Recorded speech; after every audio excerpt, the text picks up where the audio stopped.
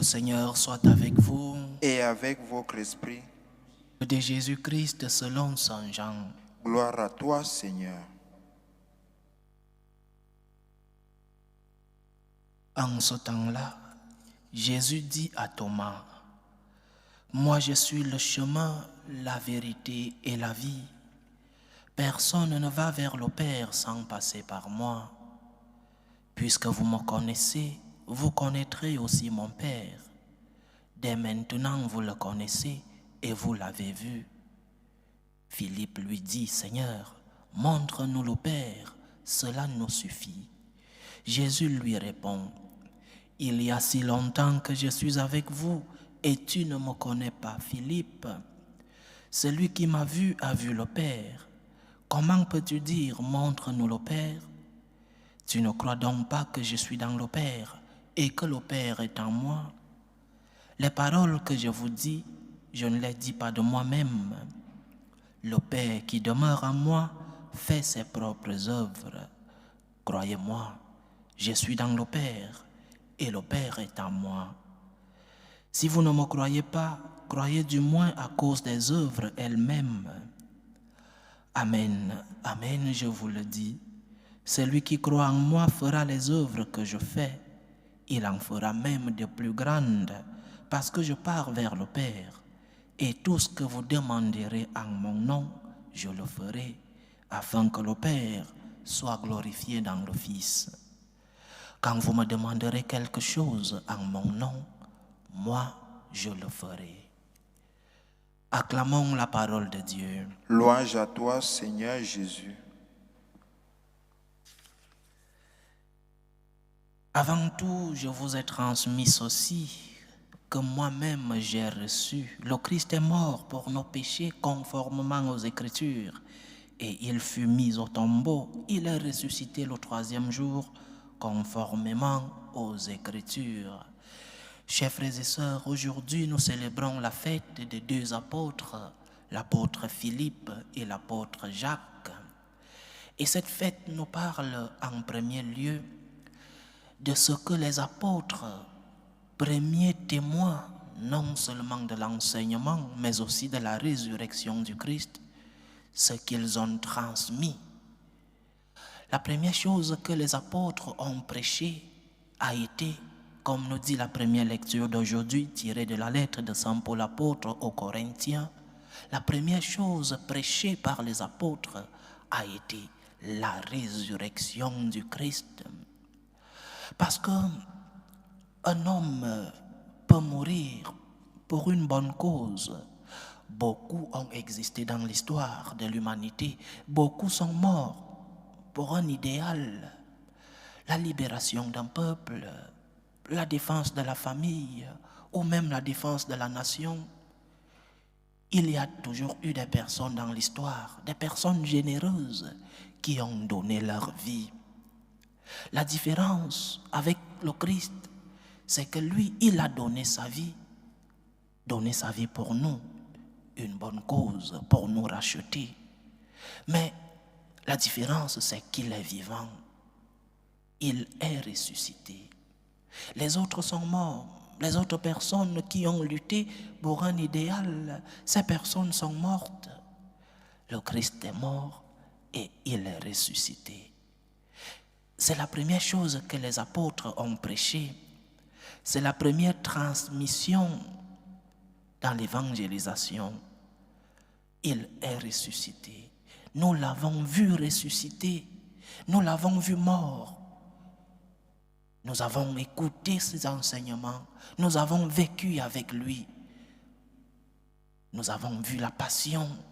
Nous l'avons vu mort. Mais nous l'avons vu ressusciter. Nous sommes témoins de la résurrection. Les apôtres ont été témoins de cette vérité, témoins de la résurrection du Christ. Et comme conséquence et première conséquence de la résurrection de notre Seigneur, c'est la joie qui débordait les cœurs des apôtres. La joie qu'ont senti les disciples lorsqu'ils ont su que le Maître était vivant.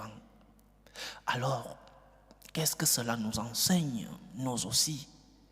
Un chrétien, un disciple du Christ doit être une personne qui, malgré les épreuves de la vie, malgré les croix quotidiennes, malgré les difficultés de la vie, le chrétien ne doit pas perdre la joie du Christ ressuscité. Parce que la première conséquence de la résurrection de notre Seigneur, c'est la joie dans nos cœurs. Le premier sentiment vécu et expérimenté par les apôtres le dimanche de la résurrection a été une grande allégresse, la joie dans les cœurs.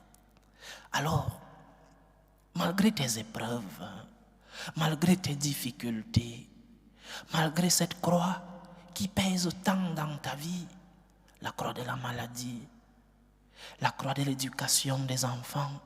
Je causais il y a quelques jours avec une amie qui vit du côté du Canada qui me disait ces enfants n'arrivent pas non seulement à recevoir l'éducation chrétienne, mais une éducation normale à la maison.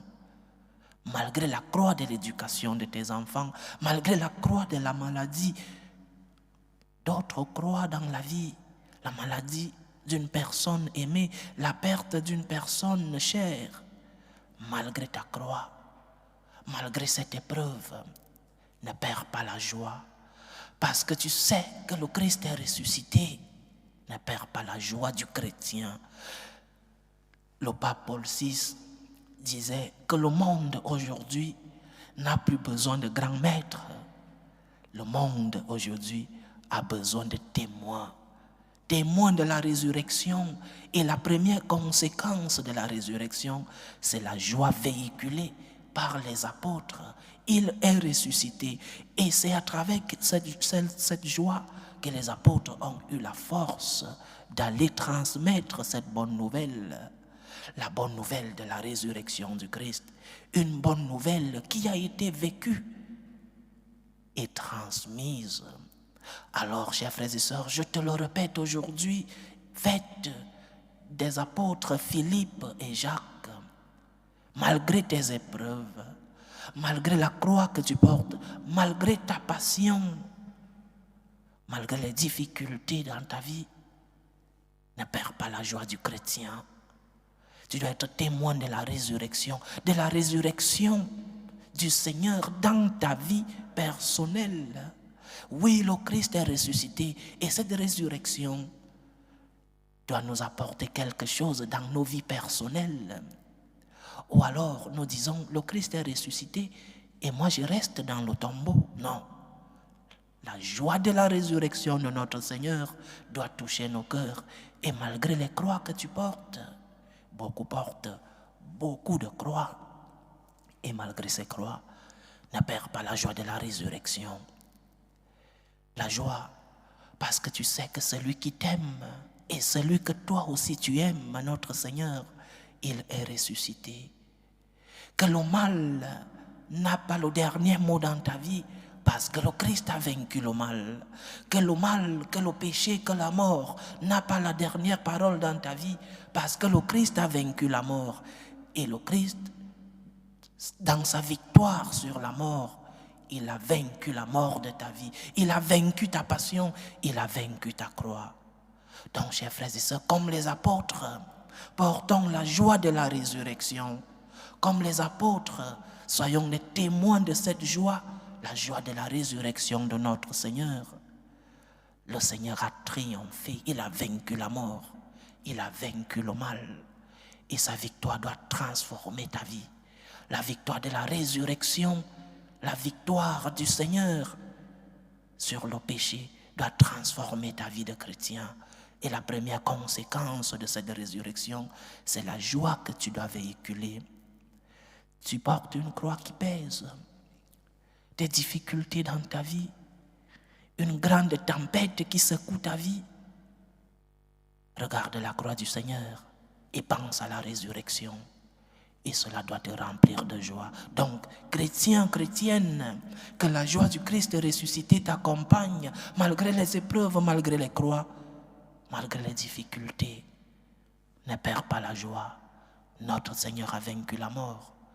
Trouve en ces événements de ta vie un sens surnaturel, un sens en regardant la croix du Christ qui a souffert. Pense à la résurrection de notre Seigneur. Le mal, la souffrance, les épreuves n'ont pas la dernière parole dans ta vie. Le mal, la souffrance, les épreuves n'ont pas le dernier mot dans ta vie. Au nom de Jésus-Christ ressuscité, que la joie du Seigneur t'accompagne. Loué soit Jésus-Christ. À jamais.